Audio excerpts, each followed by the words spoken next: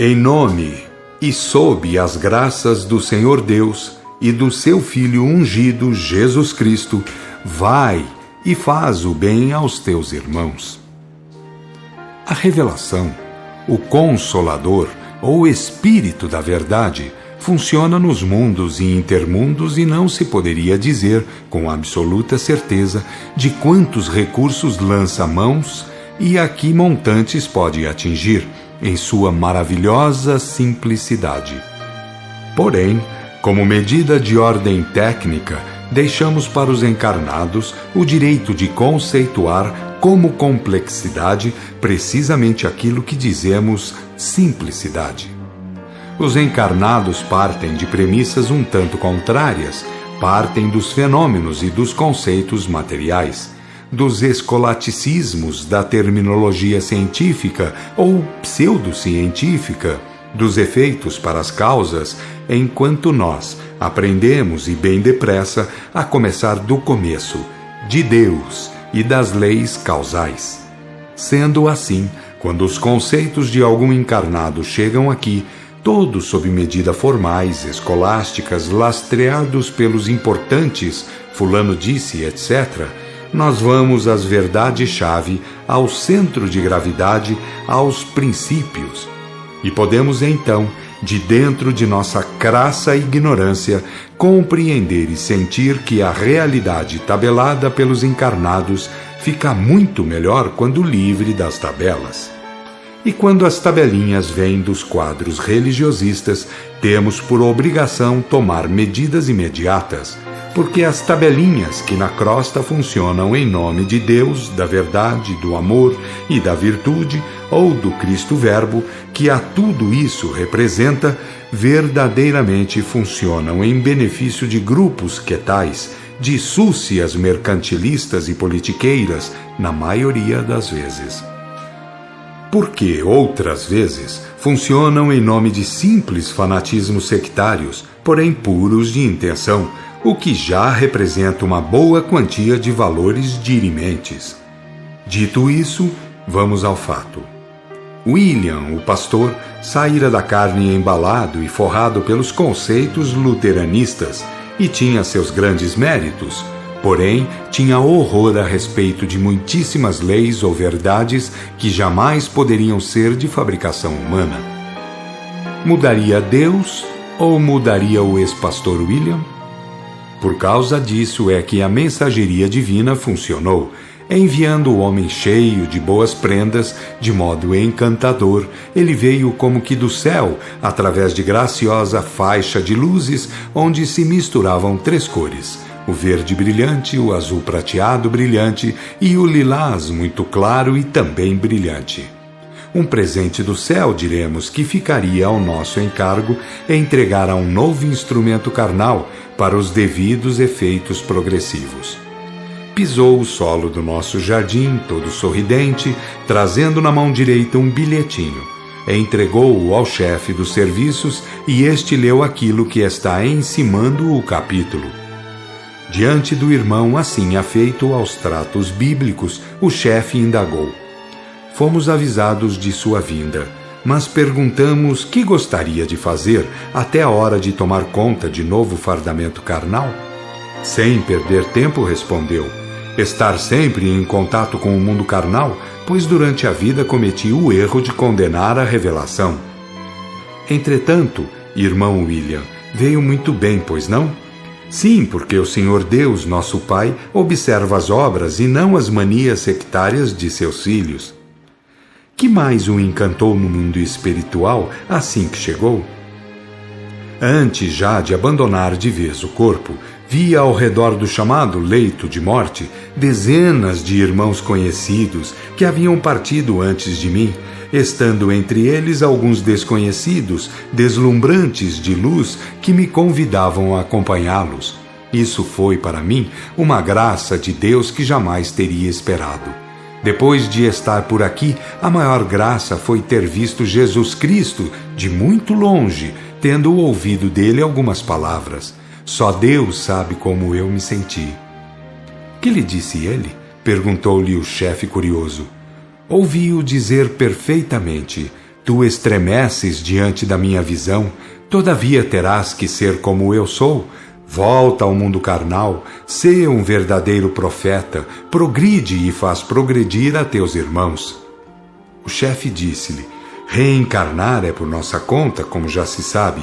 Entretanto, como pensa que se sairá no mundo? William meditou um pouco e respondeu: isso depende de vários fatores. Se Deus me conceder faculdades psíquicas, e se eu vier a ter em Deus e em Jesus Cristo a fé que já tive, tenho certeza de que regressarei um dia com os meus deveres fielmente cumpridos. Dentre as faculdades, qual a que mais lhe agradaria possuir? Prontamente respondeu: gostaria de ser um bom clarividente. Por quê? Perguntou-lhe o chefe. Quem tem a visão do mundo espiritual certamente pensa, sente e age com mais elevação de caráter. Lendo após a morte o Evangelho, tive oportunidade de apreciar muitas particularidades. Jesus, que tinha os anjos subindo e descendo sobre a sua cabeça, tendo tudo isso diante de sua visão psíquica, ou de quem tinha o espírito de dons e sinais sem medida, não teria encontrado nessa maravilhosa faculdade a sua maior força? Está escrito também que ele tinha diante de si os céus abertos, e podemos aquilatar mais uma vez o que isso pode significar como fonte de coragem e de resignação. O chefe apontou para um dos presentes, dizendo: você vai hospedar o William até o dia em que deva reencarnar. E lembre-se, ele tomará parte em quantos trabalhos quiser, mormente aqueles que tenham de ser feitos junto aos encarnados para se ir ambientando. Cada qual foi para seus destinos, e no dia seguinte, à tarde, havendo sessão em determinada residência terrestre, lá estava o grupo todo, inclusive ele, o irmão William, que revelava bastante curiosidade. Nem poderia ser de menos, porque os encarnados eram poucos, menos de 15 ao entrarmos, porém, dotados de intenções muito nobres, sendo que alguns eram dotados de poderosa clarividência, razão por que foram avisando da chegada dos mentores espirituais com uma precisão encantadora. Mal sabia ele, William, que ao iniciar-se o trabalho, vários daqueles encarnados poderiam deixar seus corpos, invadir o mundo espiritual, trabalhar ao nosso lado e estarem dando todas as informações aos demais componentes do ambiente. Outra realidade para ele maravilhosa é que, estando o grupo de encarnados muito ligado ao trabalho da Grande Mãe, por fatores históricos e laços de sangue nas encarnações pretéritas, para aquele humilde ambiente viriam, logo mais, elementos de alta hierarquia para comandar serviços em lugares tenebrosos, isto é, socorrer criaturas que muito desceram por muito terem errado. E lá pelas tantas, com os serviços em curso, na hora de suspender legiões de abismos horripilantes, quando a Grande Mãe do alto da espiral luminosa invocou os poderes de Jesus Cristo, enviando aos altos uma faixa de luz dourada, e quando, das alturas cintilantes, agora foi aparecendo o sol divino que, chegando mais perto, revelou o semblante do Divino Mestre, William atirou-se ao chão e desandou a chorar convulsivamente, dizendo-se indigno de ver o Mestre. Quem poderia limitar os poderes de Jesus Cristo? Quem está apto a negar que ele, que pode o máximo, não pode o mínimo? 16 nota de rodapé. Que em lógica formal é chamado de princípio da razão suficiente. Daí porque fácil é concluir não existir razão lógica em se afirmar, como o fazem infelizmente alguns doutrinadores espíritas, que Jesus não pode aparecer a videntes encarnados face à baixa vibração do nosso planeta. Por esse princípio, quem pode o mais, pode o menos. Exemplos bíblicos. Onde 2 ou 3 estiverem reunidos em meu nome, aí estarei. A aparição em espírito a Maria Madalena e a Grande Mãe Maria, após o seu desencarne, na Galiléia, bem como a Saulo de Tarso, na estrada de Damasco. Fim de nota. Quem é mais do que Deus para dizer que em essência somos iguais, havendo apenas diferenças hierárquicas entre uns e outros de seus filhos? O sol divino foi descendo, reduzindo seu brilho cada vez mais e chegou bem perto de todos nós. Era ele, o Divino Mestre, tal e qual como vivera há 2000 anos quase, que estava à nossa frente, apesar de reduzido a um homem.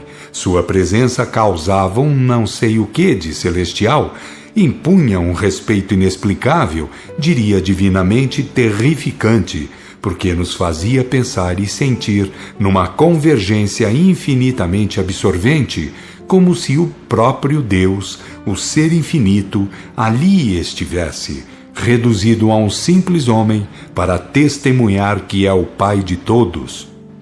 Chegou-se, colocou as mãos alvinetentes sobre a cabeça de William e chamou-o pelo nome, com uma voz que parecia feita de carinho celestial. William levantou a cabeça, viu-o, estremeceu e caiu a seus pés, dizendo palavras sem nexo, derramando lágrimas abundantes. Jesus foi subindo, endereçando o olhar magnânimo a toda aquela multidão maravilhada. Quando parou, a grande altura, as 3 Marias maiores também subiram, tendo aparecido alguns grandes espíritos mais perto, e multidões de seres a se estenderem pelo espaço esplendente de luz e de glória. Antes de sumir na profundeza do espaço, enviou a mensagem seguinte, que ecoou pela imensidão, parecendo a mim que tinha o poder de se fazer ouvir até pelas águas, flores, chãos e tudo quanto havia por ali, emanado por Deus. Entre aspas. Nunca estive longe de minhas ovelhas, e peço que nenhuma esteja longe de mim. É da vontade de nosso Pai que nos amemos como verdadeiros irmãos, os maiores e os menores, até chegar a hora de formarmos uma só unidade. Quem foi colocar as mãos na cabeça de William foi uma jovem, um espírito encarnado que estava trabalhando fora do corpo em plena consciência e enviando à mesa de trabalhos os informes que achava mais proveitosos. Terminado aquele serviço, a comitiva de encarnados e desencarnados voltou ao recinto da sessão, tendo William visto ao redor da mesa uma jovem igual àquela que o erguera. E aquela, tão igual, meu anjo querido? Perguntou ele comovido. Aquele é meu corpo apenas, meu irmão, respondeu sorrindo. William ficou mudo, pensativo, triste e alegre ao mesmo tempo. Mas quando a jovem disse que ia tomar conta do corpo, havendo-lhe estendido a mão para a despedida formal, tal como fazem os encarnados, ele segurou-a com muito respeito, osculou-a e gaguejando disse-lhe: diga aos irmãos encarnados, minha querida irmã, que Jesus Cristo é quem tem a inteira razão. E diga também que a razão de Jesus não é aquela que os religiosos da crosta usam ou afirmam diante da humanidade. Depois que ela havia tomado conta do corpo, mas permanecendo em plena clarividência, disse-lhe o mentor da sessão: não te preocupes que essa irmã desceu de grandes alturas para reencarnar, estando frequentemente em contato com o seu plano de vida espiritual. Ela é mensageira superior e, apesar de encarnada, não perdeu a função, porque o seu coração funciona paralelo com o coração amantíssimo do Cristo planetário. William encolheu os ombros, abraçou fortemente o guia da sessão e disse: nada mais direi das graças de Deus, que fluem sobre seus filhos através de Jesus Cristo neste planeta. Quero começar a pensar de outro modo, para não estar levantando fronteiras e barreiras entre o poder divino e os seus filhos, como fazem as religiões. Sendo Deus onipresente, onisciente e onipotente, por que devemos pensar em separações e distâncias incomensuráveis? Por quê? Tarimbado falou o mentor da sessão. A Terra é um mundo infantil. Só as crianças como nós pensam que o Pai usa os nossos conceitos. Por isso mesmo, irmão, não pense que descobriu essa verdadezinha elementar, pois já descobriram antes de você milhões, bilhões ou trilhões de outros irmãos nossos. Mas, e aqui está a complicação, assim que voltam as plagas terrestres, voltam logo ao estado de burrice anterior, recomeçando as práticas ignorantes, erradas e até mesmo criminosas. William fitou-o bem e depois baixou a cabeça entristecido, mas o mentor da sessão falou-lhe confidencialmente. Este seu amigo é useiro e vezeiro nessas faltas, compreende? Também foi pastor protestante? Perguntou William curioso. O mentor sorriu alto, bem a seu gosto, rematando. Já negociei em todas as espécies de balcões religiosistas. Já pratiquei em nome de Deus todas as formas de asneiras, compreende? E é por isso que ainda estou trabalhando rente ao chão terreno. Rente ao chão terreno, comentou William pensativo. E o mentor, fitando-o bem, explicou.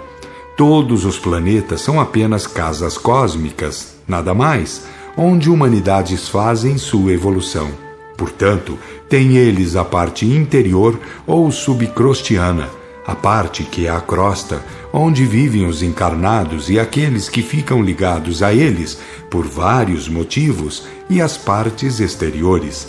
Quanto à Terra, tem ela uma faixa umbrosa de 1.200 e tantos quilômetros ao redor, começando depois as faixas de luz. Ora, ninguém atinge o extremo exterior, a zona crística, enquanto arrastar consigo falta de verdade, de amor e de virtude. Entendeu? William disse que sim, que havia visto o mapa diagramático do planeta logo que deixara a carne, e o mentor da sessão falou-lhe. Muito bem, então você já sabe que o reino de Deus é uma questão de verdade, amor e virtude, e não uma questão de fanatismos religiosistas. Eu também sei disso e muita gente o sabe. Mas, infelizmente, quando se toma um novo corpo, a fim de conseguir mais libertação espiritual, os estreitismos humanos, sectários e outros fazem o serviço do cupim, isto é, minam a planta pela raiz, e voltamos do mundo cheios de rótulos, porém vazios de verdades libertadoras. William perguntou ao mentor da sessão, já teve alguma visão do Divino Mestre? Claro! O Divino Mestre nunca deixou de vir a nós de modos os mais diferentes. Sua presença no planeta é um fato e não uma lenda. Mas, caro irmão, também aí as coisas se passam de modo menos feliz, pois endereçamos os fatos ao rol da exaltação, enquanto ele, o Divino Amigo, quer apenas imitação e realização de nossa parte, do Cristo que em nós aguarda manifestação. Nós, todavia, mal instruídos pelas ditas religiões, pensamos em programas de reverência e adulação, confitos muitas vezes de comércio ou meio de vida para determinadas súcias, e os convites do grande amigo ficam para trás. Isto é, nós ficamos para trás porque ao fim de milhares de anos e de encarnações estamos ainda rentes ao chão terrícola. William sentiu com breve sinal de cabeça, balbuciando. Há muito vasilhame e bem pouca essência na Terra em matéria espiritual. O mentor ventilou de pronto. Veja o seu caso, por exemplo.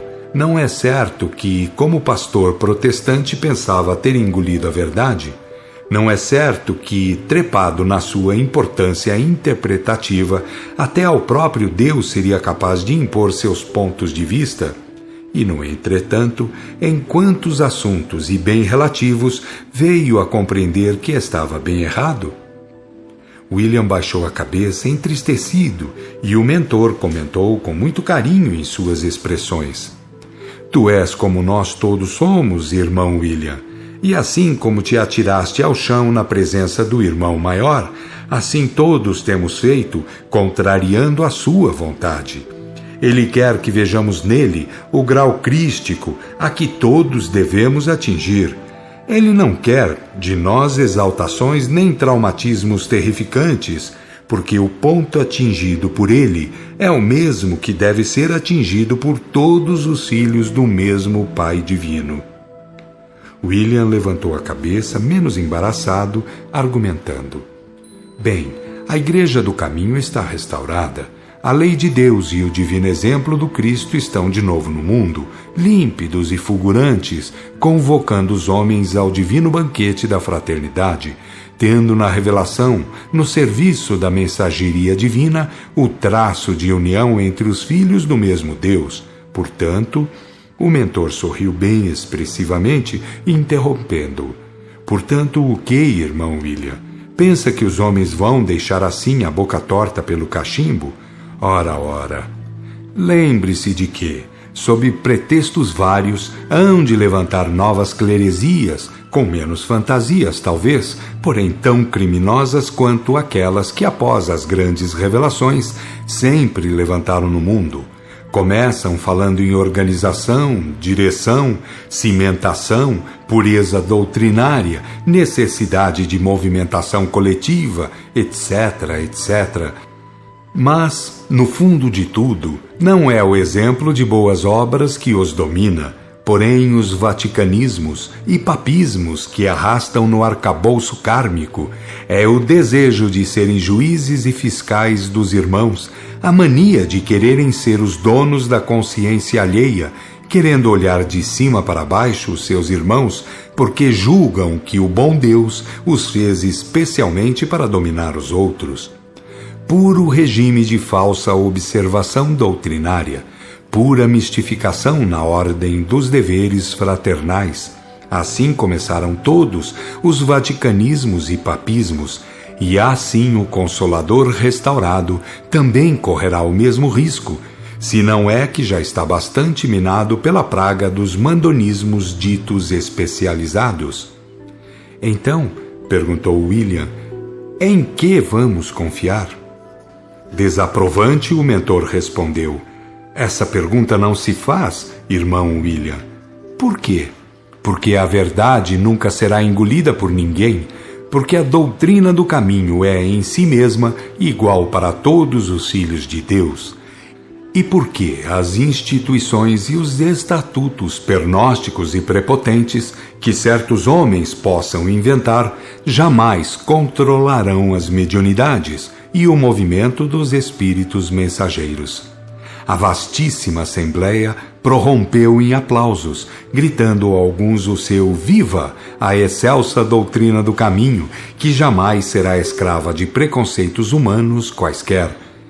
E ali findou a sessão, tendo nós visto que das alturas uma grande amiga fazia jorrar luzes de suas benditas mãos, luzes que, chegando a nós, se convertiam em alvíssimas e perfumadas pétalas de rosas.